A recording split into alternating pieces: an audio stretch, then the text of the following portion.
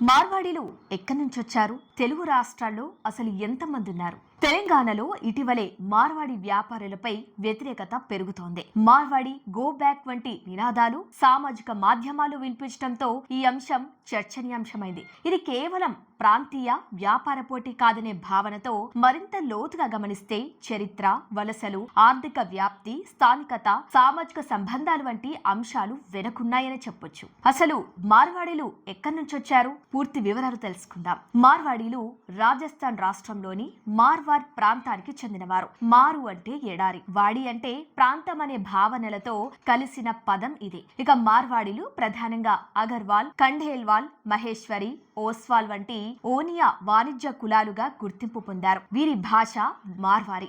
ఇది రాజస్థానీ భాషలలో ఒక భాగంగా ఉంటుంది. ఇక చారిత్రాత్మకంగా చూస్తే మార్వాడీలు వాణిజ్యవేత్తలుగా ఏర్పడిన వారు. తరచూ వచ్చే కరువులు, భూ సమస్యలు, వాణిజ్య నైపుణ్యం వీరిని దేశవ్యాప్తంగా వలస వెళ్లేలా చేశాయి. ఇక ముఘల్, రాజ్పుత్ పాలనలో నుంచే బ్రిటిష్ కాలంలో మరింత వ్యాపార విస్తరణకు వీరు దారితీశారని చెప్పొచ్చు. ఇక కెన్యా నుంచి కరాచీ వరకు, మద్రాస్ నుంచి ముంబై వరకు వీరి వాణిజ్య అభివృద్ధి గమనించదగిందే. తెలుగు రాష్ట్రాల్లో మార్వాడీల సంఖ్య స్థితి చూసుకుంటే తెలుగు రాష్ట్రాల్లో మార్వాడీల సంఖ్యపై అధికారిక గణాంకాలు తక్కువగా ఉన్న వాణిజ్య కేంద్రాలు ముఖ్యంగా హైదరాబాద్, వరంగల్, ఖమ్మం, విజయవాడ, విశాఖపట్నం వంటి నగరాల్లో ఈ సమాజానికి గణనీయమైన ప్రాతినిధ్యం ఉందనే చెప్పాలి. హైదరాబాద్ లో పాత బస్తీ, ట్రేడింగ్ హబ్లలో మార్వాడి వాణిజ్యులు దీర్ఘకాలంగా స్థిరపడారనే చెప్పొచ్చు. అయితే గత 10 ఏళ్లలో తెలంగాణ ఏర్పడిన తర్వాత రాష్ట్రంలో వచ్చిన మార్పులు, అధిక పెట్టుబడులు, రెవెన్యూ పెరుగుదల ఇవన్నీ కూడా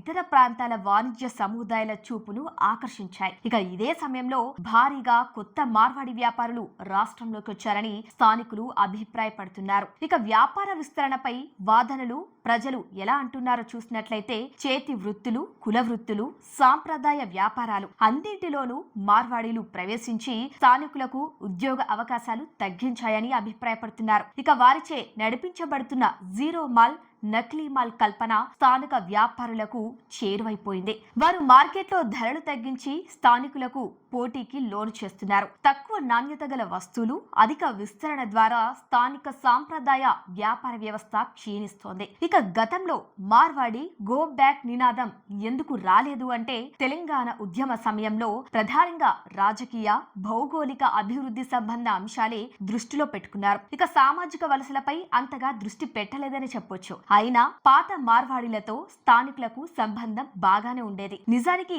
గత 50 నుంచి 60 ఏళ్లుగా తెలంగాణలో స్థిరపడిన మార్వాడి కుటుంబాలు స్థానికులతో కలిసిమెలిసి జీవిస్తున్నారు. కానీ 2014 తర్వాత వచ్చిన కొత్త తరహా మార్వాడి వ్యాపారులు పెద్ద పెట్టుబడులు పెట్టి స్థానిక మార్కెట్ ను ఒత్తిడి చేయటంతో అసంతృప్తి పెరిగింది. ఇదే ఇప్పుడు మార్వాడి గో బ్యాక్ అనే సామాజిక ఆందోళనకు కారణమవుతుందని చెప్పొచ్చు. ఇక ఇది పార్టీ వ్యవహారమా, ప్రజా చైతన్యమా తెలుసుకుంటే చాలా మంది చెప్పేది ఏంటంటే ఇది రాజకీయ అంశం కాదని చెప్తున్నారు. ఇక స్థానికేతరులు రాష్ట్ర వనరులను ఎలా వినియోగిస్తున్నారు అన్నదానిపై మేము ప్రశ్నిస్తున్నామంటున్నారు. గత 10 నుంచి 15 ఏళ్లలో కొత్తగా వచ్చిన మార్వాడీల ధోరణి, వాణిజ్య నైతికతపై ప్రశ్నలున్నాయంటున్నారు. కర్ణాటక, తమిళనాడు, మహారాష్ట్ర వంటి రాష్ట్రాల్లోనూ ఇటువంటి వ్యతిరేకత వినిపించిందన్న వార్తలు కూడా ఉన్నాయి. ఇది విస్తృతంగా భారతదేశంలోని స్థానికేతర వాణిజ్య ధోరణుల మధ్య ఉన్న సున్నిత సంబంధాలను ప్రతిబింబిస్తుందనే చెప్పుకోవచ్చు.